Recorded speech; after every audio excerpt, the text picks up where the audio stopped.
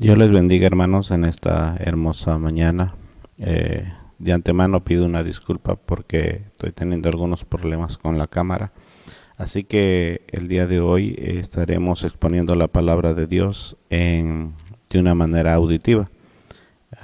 En la pantalla estarán apareciendo los pasajes para ayudarnos a mantenernos concentrados y también con la atención en la pantalla, de manera que podamos ir haciendo apuntes, aquellos que hacen apuntes de las citas bíblicas. Amén. Y también, quiero que continuemos con nuestro estudio, la parte 2 de nuestro estudio, ¿verdad? Vamos a ir a la carta a los Romanos, ¿verdad? En el capítulo 1, verso 8 al 15. Amén. Y dice así: primeramente doy gracias a mi Dios mediante Jesucristo con respecto a todos vosotros, que vuestra fe se divulga por todo el mundo. Amén. Porque testigo me es Dios, a quien sirvo en mi espíritu en el evangelio de su Hijo, de que sin cesar hago mención de vosotros siempre en mis oraciones, rogando que de alguna manera tenga al fin, por voluntad de Dios, un próspero viaje para ir a vosotros, porque deseo veros para comunicaros algún don espiritual, a fin de que seáis confirmados, esto es, para ser mutuamente confortados por la fe que nos es común a vosotros y a mí. Pero no quiero, hermanos, que ignoréis que muchas veces he propuesto ir a vosotros, pero hasta ahora he sido estorbado, para tener también entre vosotros algún fruto, como entre los demás gentiles. Aleluya. A griegos y a no griegos, a sabios y a no sabios, soy deudor. Así que en cuanto a mí, pronto estoy a anunciaros el Evangelio también a vosotros que estáis en Roma. Amén. Bien, si esto nos ayuda a recordar un poquito de lo que hablábamos la semana pasada, ¿verdad? La semana pasada mencionábamos que empezamos a hablar sobre las marcas de la influencia, que es nuestro tema. Esta es la segunda parte de las marcas de la influencia, ¿verdad? Y hablábamos que las 8 marcas o 9 marcas de la influencia o de un liderazgo espiritual es tener un espíritu agradecido, que lo examinábamos la semana pasada, un espíritu servicial, y hoy estaremos hablando sobre un espíritu sumiso y dispuesto, un espíritu amoroso, un espíritu humilde, un espíritu fructífero y un espíritu obediente. Amén. Entonces todo esto mirábamos la semana pasada y explicábamos parte de lo que he sido testigo, cómo algunas personas tienen, ¿verdad?, ideas erróneas por las cuales les sirven a Dios, por las cuales son de influencia, están extraviados en su manera de ver la verdad del Evangelio, ¿verdad? Pero vimos que la semana pasada al final que Pablo terminaba esta frase, de que sin cesar, ahí en el verso 9, ¿verdad?, de que sin cesar hago mención de vosotros siempre en mis oraciones. Y en el verso 10 habla cuáles eran esas oraciones y dice: rogando que de alguna manera tenga a fin, por voluntad de Dios, un próspero viaje para ir a vosotros. Esto es nuestro verso 10, ¿verdad? Dice: rogando que de alguna manera tenga a fin, por la voluntad de Dios, un próspero viaje para ir a vosotros. Amén. Bien. Es necesario, hermano, que nosotros como cristianos, ¿verdad?, tengamos en mente las marcas que Pablo está manifestando, de manera que podamos hacer nuestras este ejemplo de vida que Pablo tenía, que manifestaba el testimonio de su vida para que nosotros podamos llegar, hermano, o aspirar a ser de influencia de la manera correcta, con las motivaciones correctas que Pablo tenía, ¿verdad? Y no nosotros hacer las cosas por nuestra propia voluntad. Pablo no solamente oraba por el bienestar espiritual de la iglesia romana, sino que ansiaba ser usado por Dios como un instrumento que ayudara a contestar esas oraciones de acuerdo a la voluntad divina. La iglesia siempre ha estado llena de personas, hermano, que son ágiles para criticar, que son ágiles para dar consejos o para sugerir soluciones, ¿verdad? Pero la iglesia tiene escasez de aquellas que están dispuestas a ser usadas por Dios para resolver los problemas que tanto dicen que les preocupan. Mire, le pongamos un ejemplo. Muchos cristianos están más dispuestos a dar dinero a un ministerio de alcance misionero que a convertirse ellos mismos en testigos. Mucha gente, muchos de nuestros hermanos que hoy están en las iglesias, ya se sienten como que ellos ya no pueden ser usados por Dios, que lo que hicieron ya, o lo que pudieron hacer ya lo hicieron con anterioridad. Y eso es un error, hermano, porque nuestro llamado se acaba hasta el día en que morimos. No, nuestro llamado no se acaba con nuestro vigor. Nuestro llamado, nuestra dedicación, nuestra influencia no se acaba con nuestras fuerzas, sino que persigue, continúa hacia adelante. Moisés sirvió hasta el día en que fue muerto en la cumbre de aquella montaña. Elí sirvió hasta el día en que se desnucó, ¿verdad? Y así podemos ver a lo largo de las escrituras a muchos siervos de Dios que han servido de una manera incondicional en las escrituras. Amén. Hace con regularidad, hay una persona aquí en la iglesia. Bueno, no es de la iglesia local, pero se congrega en algunas ocasiones aquí. Pero esta persona con mucha regularidad, muy a menudo, se me acerca y me dice: hermano, ¿por qué no va a visitar a fulano o a perengano? Estuve platicando con tal persona y ella muestra interés. ¿Por qué no va a visitarlo? O mande a alguien, algunos de los líderes, algunos líderes de jóvenes, de damas. ¿Por qué no van a visitarlo? ¿Por qué no le hablan de Dios? Él muestra interés, él manifiesta que tiene intención. Y yo siempre me pregunto cuando esta persona se acerca a mí y me está diciendo y me está dando los pormenores, yo me pregunto algo. ¿Por qué no lo hace ella? ¿Por qué no va ella? Y cuando yo hago esta pregunta, lo primero que dicen es que eso le pertenece a la iglesia. Entonces, esto me abre el panorama y me hace entender que efectivamente esta persona no se considera parte de la iglesia. Esta persona no es parte de la iglesia porque ella no puede hacer el trabajo, ¿verdad? Para la carne, hermano, es muy fácil y por ende muy atractivo orar para que otros sean usados por el Señor. Y hacemos de nuestra oración esta parte que rogad para que Dios mande obreros a la viña. Y nos las pasamos orando para que Dios mande obreros a la viña. Pero si tú estás ahí, si tú estás en exposición, es porque Dios quiere que tú vayas, que tú lo hagas. A lo mejor no tendrás un ministerio específico de evangelista, probablemente, sí es cierto, pero también puedes ganar almas ahí donde estás. En Pablo existía el mismo sentir que tenía Isaías, el cual Isaías menciona en Isaías 6:8. He aquí, envíame a mí, decía Isaías.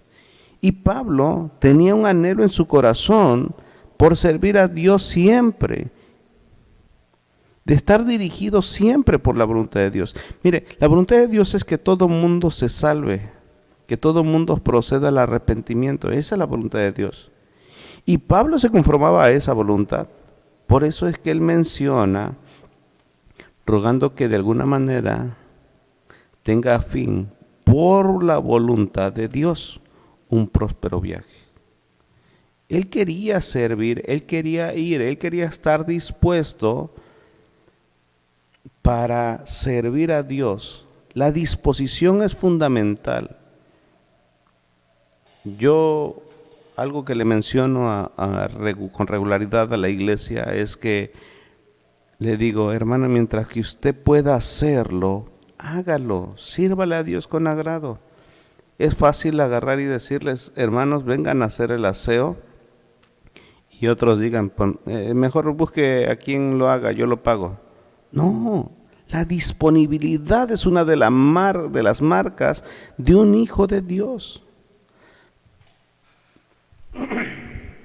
La disponibilidad, hermano, es la marca de un hijo de Dios. No podemos, no debemos ser diferentes a Pablo. Pablo tenía un deseo ferviente por servir. Su disponibilidad lo podíamos ver. Aleluya. Gloria al Señor. Cuando el profeta, observe, mire cómo lo que sucedió en una ocasión, cuando le profetizan a Pablo, el profeta Agabo le profetiza a Pablo y dice, cuando el profeta Agabo, ahí en Hechos capítulo 21, le pido que me acompañe a Hechos 21, ¿verdad? En el verso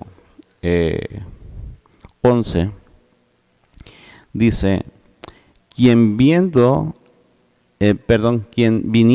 a veros, dice, tomó el cinto de Pablo y atándose los pies y las manos, dijo, esto dice el Espíritu Santo, así atarán los judíos en Jerusalén al varón de quien es este cinto y le entregarán, en manos de los gentiles.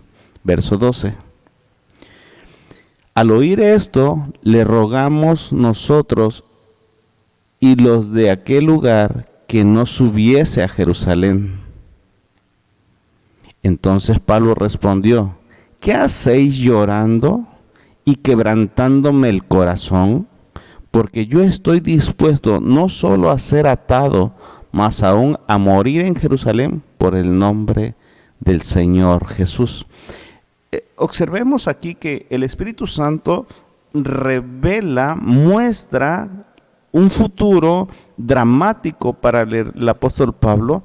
Pareciera como si lo estuviera advirtiendo, porque es el mismo Espíritu Santo quien utiliza al profeta Agabo. Y Pablo contesta, Pablo responde, ¿qué hacen? ¿Qué hacen quebrantándome el corazón? O sea, me están angustiando, me están sacando del objetivo de lo que estoy dispuesto a hacer por el Señor. Mucha gente hoy en día cuando tiene sueños, aquellos que sienten que Dios les habla a través de sueños, ¿verdad? Cuando tienen sueños, cuando tienen visiones, es que Dios me mostró que no debería de ir porque me va a pasar algo. Mire, aquí está el mismo Espíritu Santo involucrado a través del profeta Agabo diciéndole que le iba a suceder algo a Pablo, y Pablo responde, ¿de qué sirvió esta profecía? ¿Cuál era la intención de la profecía de esto oculto a futuro?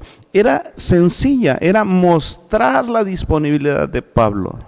Porque Pablo dice, ¿qué hacéis llorando y quebrantándome el corazón? Porque yo estoy dispuesto no solo a ser atado, como lo está mostrando Agabo, mas aún a morir en Jerusalén por el nombre de nuestro Señor Jesucristo. Y observe, como en el verso 14, y como no le pudimos persuadir observe, como no lo pudimos convencer, ¿verdad? Desistimos diciendo, hágase la voluntad del Señor. Esta expresión de hágase la voluntad del Señor es una total sumisión a sus planes, una total sumisión a los planes del Señor. De manera, hermano, que podamos nosotros estar dispuestos, ¿verdad? Es lo que nos muestra esta marca, ¿verdad? Estar dispuestos a estar sujetos o sumisos a la voluntad del Señor. Esta es la tercera marca. La marca de un liderazgo espiritual, las marcas de la influencia, es tener un espíritu dispuesto y sumiso a la voluntad de Dios, como lo menciona Pablo. Aleluya. Es fundamental, hermano, es fundamental que nosotros, ¿verdad?, hagamos esto.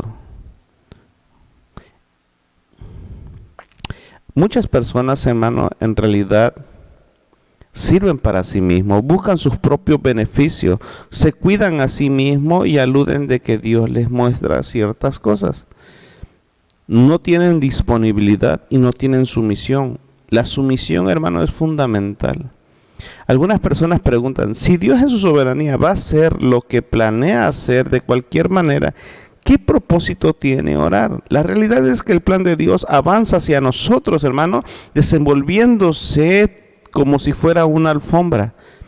Día tras día, Él diseñó desde antes de la fundación del mundo las cosas que nos ayudan a cumplir el propósito para el cual fuimos creados.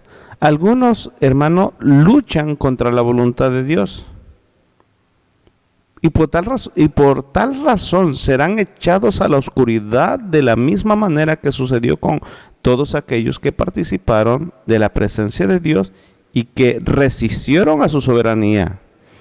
Mire, Isaías capítulo 14, en el verso 11, ¿verdad? Del 11 al 12, dice así: descendió al Seol tu soberbia y el sonido de tus arpas, gusano será tu cama y gusano te cubrirá.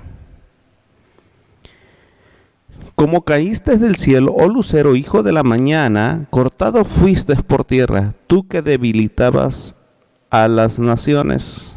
Observen cómo es que sucedió la situación con Satanás. Satanás tuvo la bendición, la oportunidad de estar en el cielo, delante de la presencia de Dios, delante de Él se elaboró el plan estratégico. Y más sin embargo, él que participó de la santidad y la soberanía de Dios ahí, él resistió a la voluntad de Dios y por lo tal fueron desechados. De la misma manera sucederá con todas aquellas personas en la tierra que desechan la soberanía de Dios. De la misma manera sucederá con aquellos cristianos que viven, ¿verdad?, pero que dicen asistir a la iglesia, dicen ser cristianos, pero resisten la soberanía de Dios. Se resisten, no están dispuestos a sujetarse, a ser sumisos a la voluntad de Dios. Hoy en día existe una nefasta práctica de exigir a Dios, y esto ha hecho mucho daño a la iglesia de sana doctrina, a la iglesia de nuestros días. Mucha gente ora y decreta y declara y como si Dios estuviera forzado a cumplir las cosas, sacando de contexto algunos textos como aquello que dicen que todo lo que declare con tu boca sucederá. Es una pésima interpretación de ese pasaje para hacer que un Dios santo cumpla los caprichos de un corazón entenebrecido por el pecado. Sí, esto de de exigirle a Dios, o aunque no lo parezca, aunque pareciera que es muy bíblico, yo decreto, yo declaro, yo pido, yo esto, es un intento de torcer la voluntad santa y perfecta de Dios para favorecer la voluntad pecaminosa e imperfecta de uno mismo. Pablo siempre procuró el avance del reino y la gloria de Dios por medio del cumplimiento de la propia voluntad de Dios, no la de él mismo. Por eso él sigue siendo el misionero, después de Cristo, el misionero con mucho mayor influencia, y lo muestra en esta carta. La clave, hermano, para orar y lograr que esas oraciones tengan respuesta, la ofrece primera de Juan en el capítulo 5, verso 14 y 15. Y esta es la confianza que tenemos en Él. Observe, no es para satisfacer mis caprichos o mis deseos. Ay, estoy enfermo y voy a orar para que Dios me sane. ¿Y será esa la voluntad de Dios? ¿Realmente tu vida le está sirviendo a Él? ¿Realmente tiene una razón Dios para dejarte? Y esta es la confianza que tenemos en Él, que si pedimos alguna cosa conforme a su voluntad, observe, es que si pedimos alguna cosa conforme a su voluntad, Él nos oye.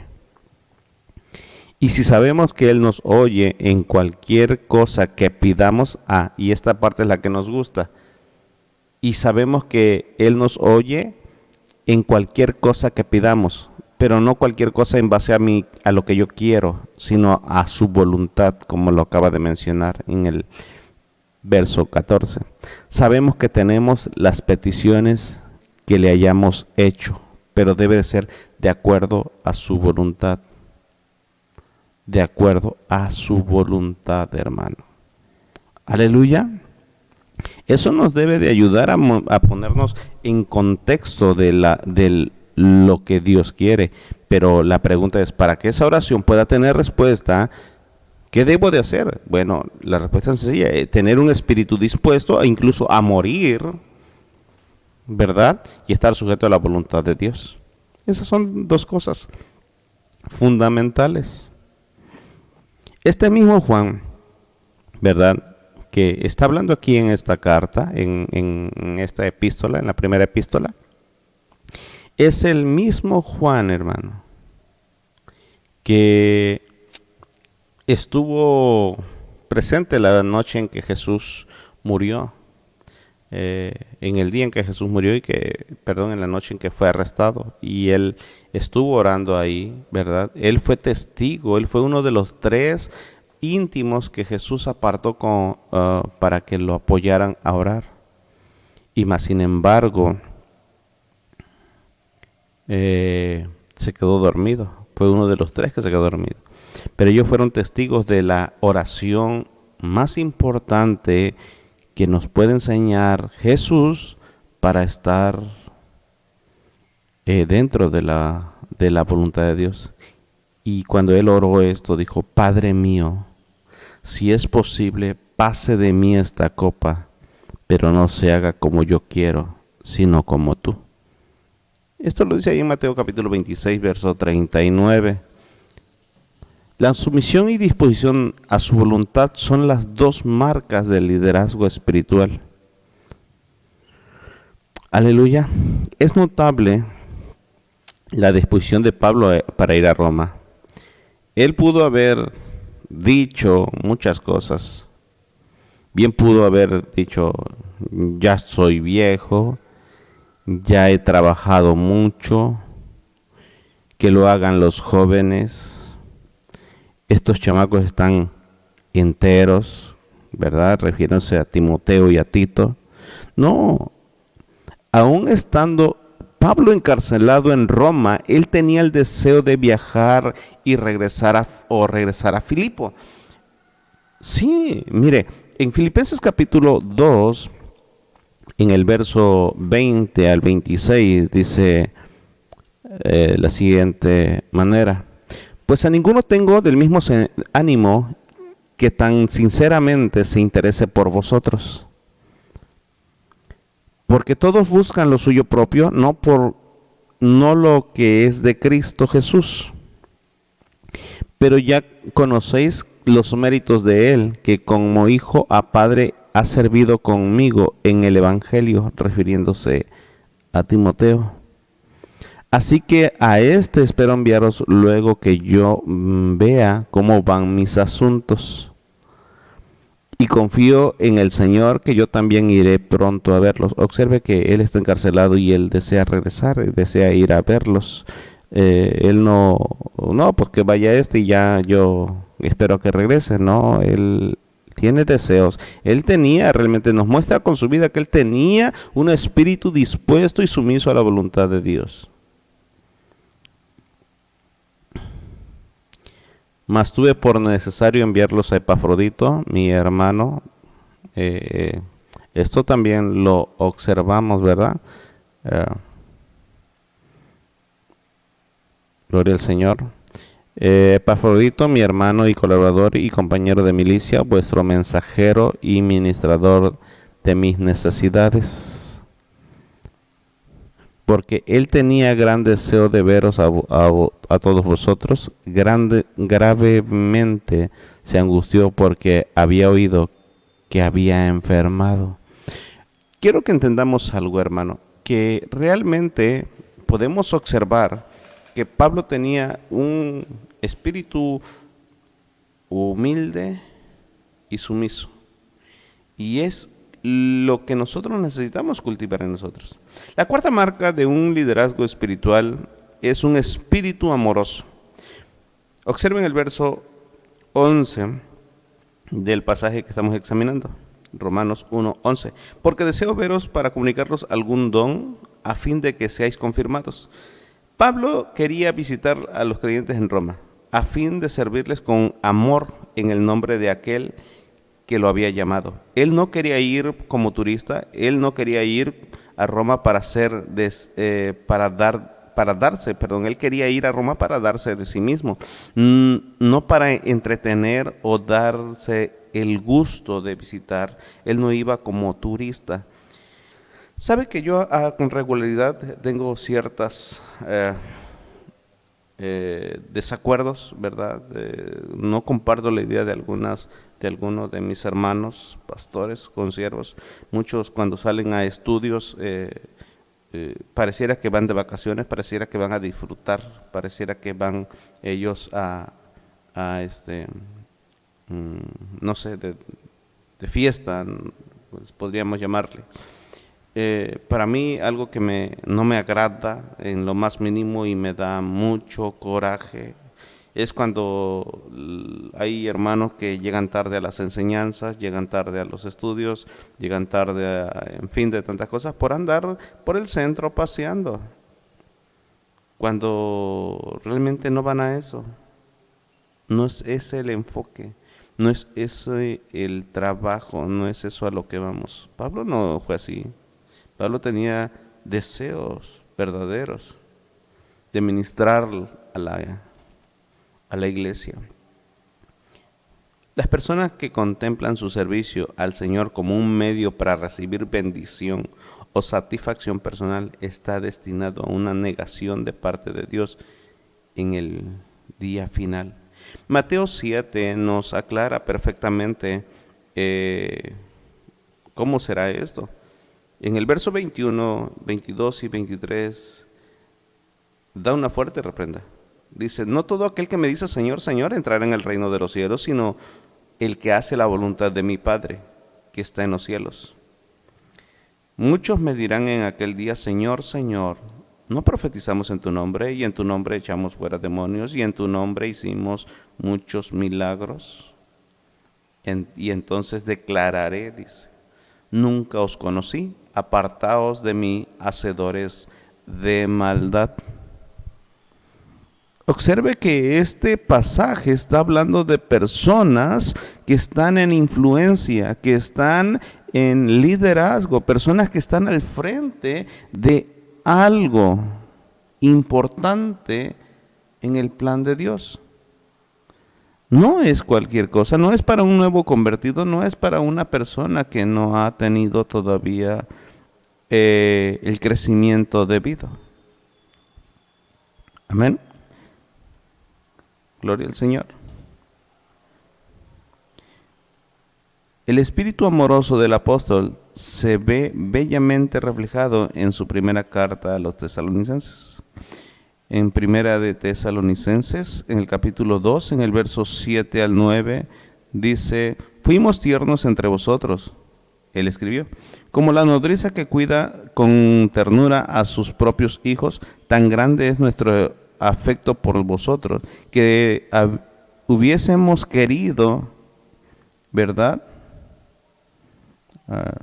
Tan grande es nuestro afecto por vosotros que hubiésemos querido entregaros no solo el Evangelio de Dios, sino también nuestras propias vidas, porque habéis llegado a sernos muy queridos. Observe la expresión de amor que Pablo tiene. Porque os acordáis, hermanos, de nuestro trabajo y fatiga, como trabajando de noche y de día, para no ser gravosos a ninguno de nosotros, os predicamos el Evangelio de Dios.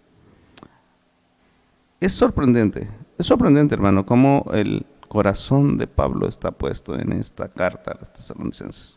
La característica más sobresaliente del amor genuino es dar sin egoísmo, y fue motivado por esa clase de amor que Pablo aseguró a la iglesia en Corintio. Amén. 1 Corintios capítulo 12, verso 15. Y yo con el mayor placer gastaré lo mío, y aún yo mismo me gastaré de todo por amor de vuestras almas, aunque amados más sean amados menos. ¿Qué quiere decir esto? Pablo, hermano, amaba tanto a la iglesia y la obra del Señor, hermano, que estaba dispuesto a padecer lo que fuera por amor a Cristo y su iglesia. Hoy en día, hermano, tenemos gente en la iglesia que no se ama ni a sí mismo. Por eso no puede manifestar estas marcas. Se me quiebra el corazón, hermano, al saber que no hay este tipo de amor entre aquellos que profesamos ser cristianos. En una ocasión le pregunté a un varón de aquí de Almolonga ¿qué tanto amaba a su familia? La segunda pregunta, él me contestó, dijo, muchísimo, hermano. Le dije, ¿y qué estarías dispuesto a hacerle a quien se atreviera a hacerle algo a tu esposa y a tus hijos? Y él me contestó, soy capaz de pegarle, o incluso, hermano, si fuera necesario, hasta de matarlo. Y le hice una tercera pregunta. ¿Qué harías si esa persona fueras tú? Nadie puede afectar tanto a nuestras familias y a la iglesia, hermano, como nosotros mismos. Para que el daño pueda ser efectivo, tiene que venir de adentro, de una familia o de una iglesia.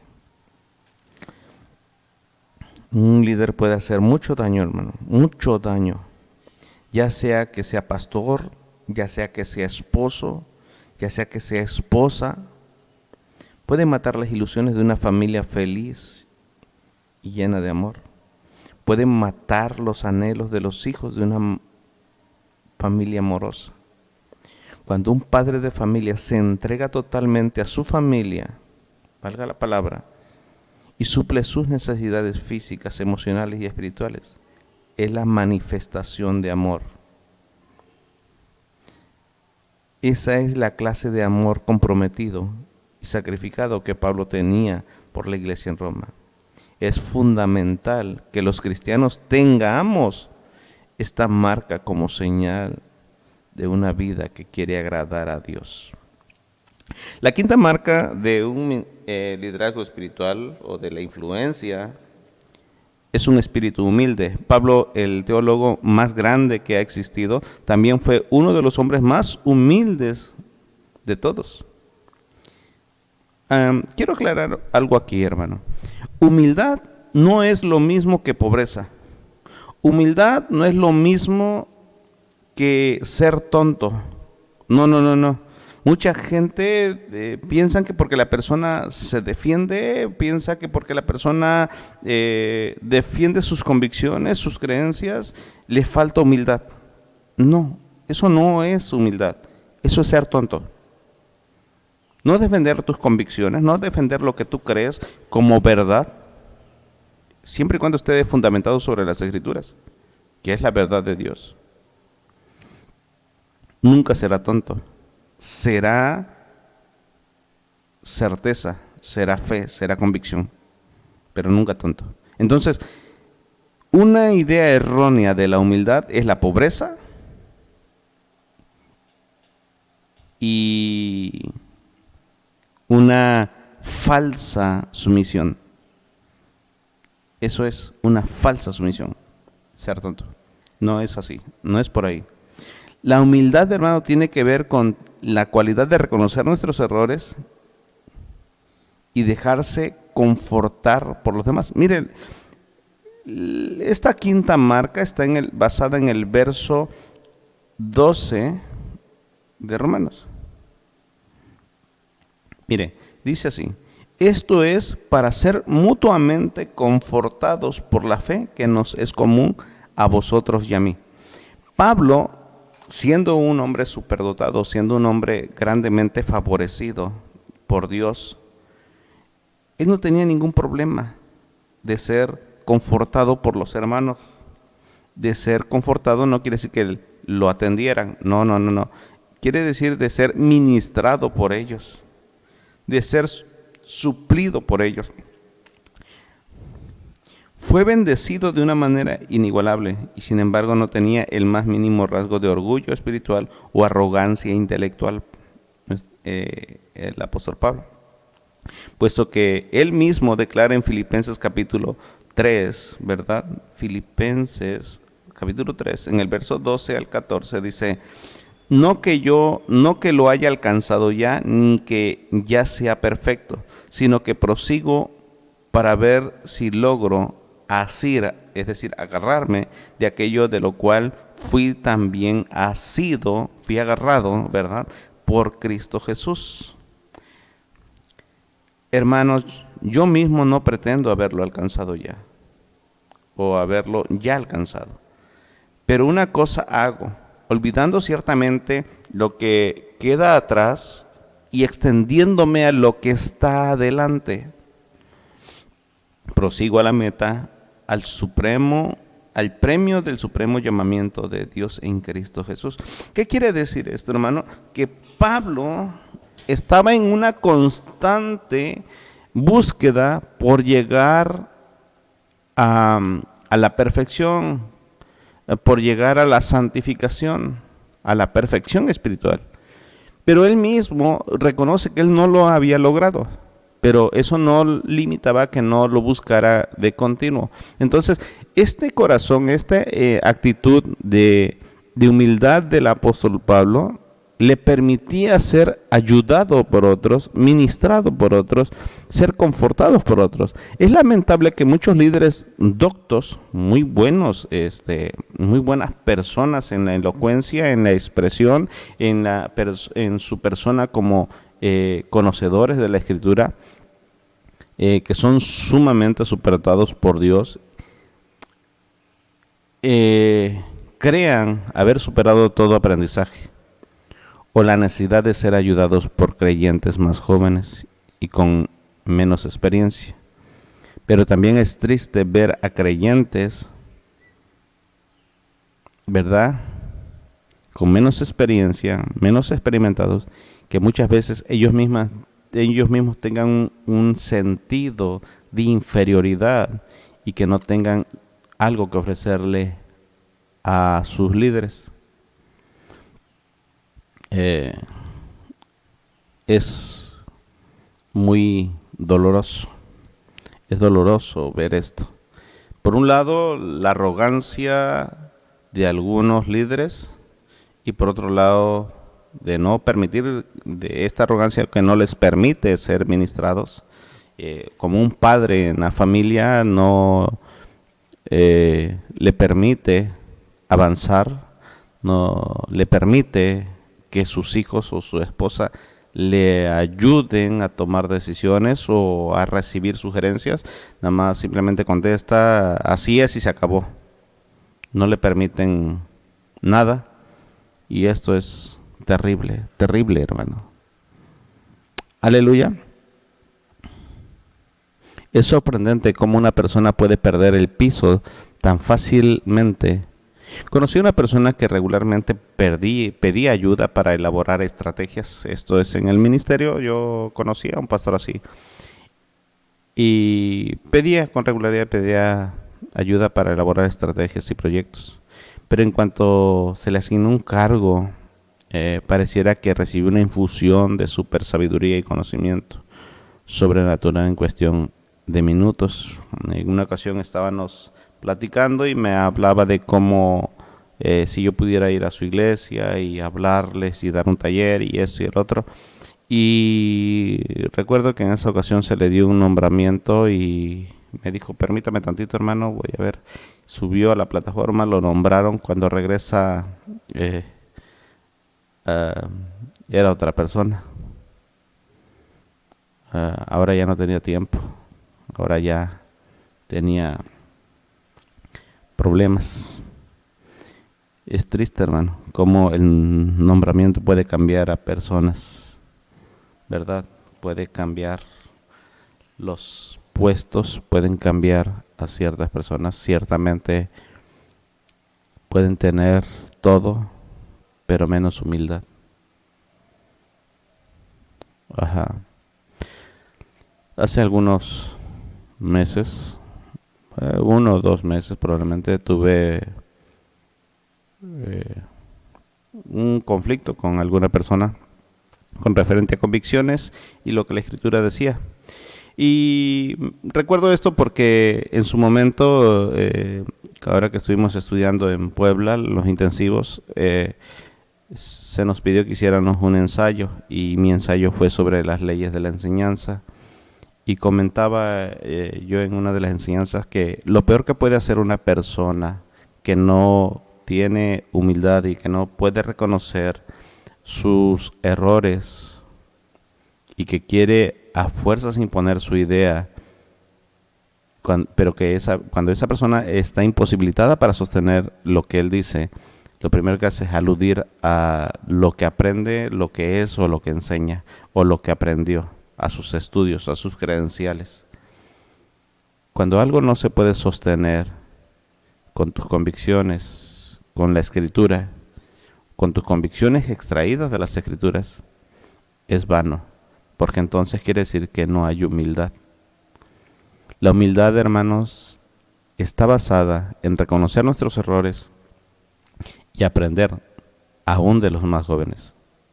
Cuando era yo encargado de una área en el área laboral, recuerdo que en ese momento fui considerado un buen técnico y de máquinas de costura, y recuerdo que en esa ocasión estaba batallando. Yo llevaba cerca de 2 horas batallando con una máquina que no quería quedar, y llegó un joven, y digo joven no de edad, sino de joven de que tenía 2 o 3 días en el departamento de mantenimiento. Él venía de ceros, él no sabía arreglar máquinas. Y llegó y me dijo, ¿por qué no le haces esto? Y yo dije, ya lo hice. Y él agarró, ¿me permite hacerlo a mí?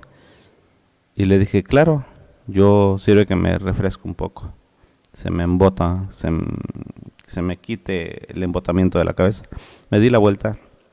Este joven hizo algo que era lo más común que debí de haber hecho, y más sin embargo no lo hice y él lo hizo y la máquina funcionó.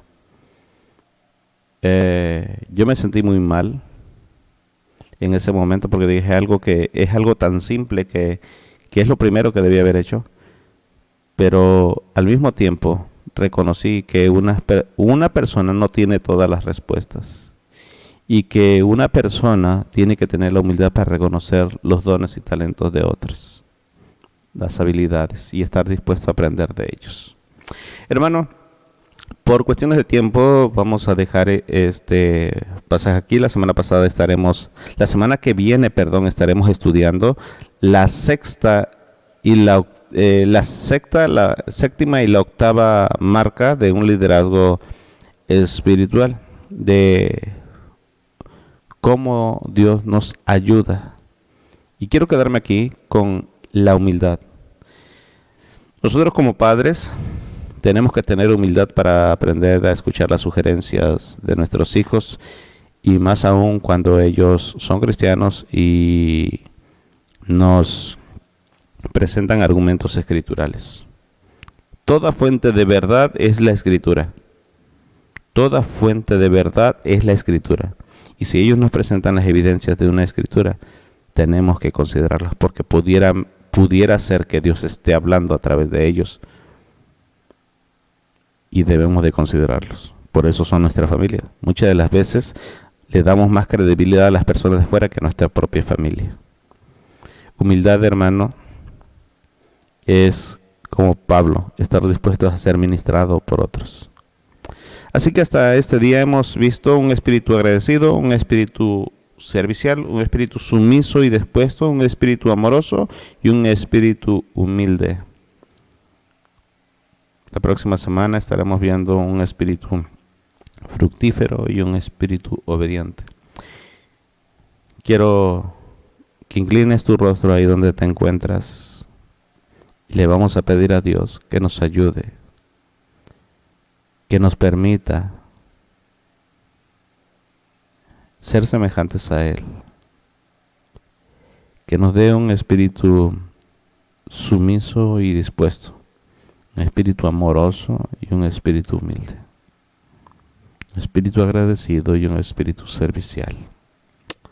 Padre, te damos gracias por tu amor y tu misericordia, por tu fidelidad, por tu bondad, Señor, porque tú eres bueno, Señor, y nosotros somos tan frágiles, Señor, en nuestras convicciones. Necesitamos de ti y de tu presencia. Necesitamos que usted nos ayude, Señor, a ser semejantes a ti, a tomar como ejemplo la vida de Pablo, Señor, que como esposo pueda yo ser el líder, la influencia, manifestar las marcas de la influencia que tú me has dado. Ayúdame a ser un buen esposo. Ayúdame a ser un buen hijo. Gracias, Señor. Todo esto te lo pedimos en el nombre de Jesús. Ayúdanos, Señor, a serte fiel,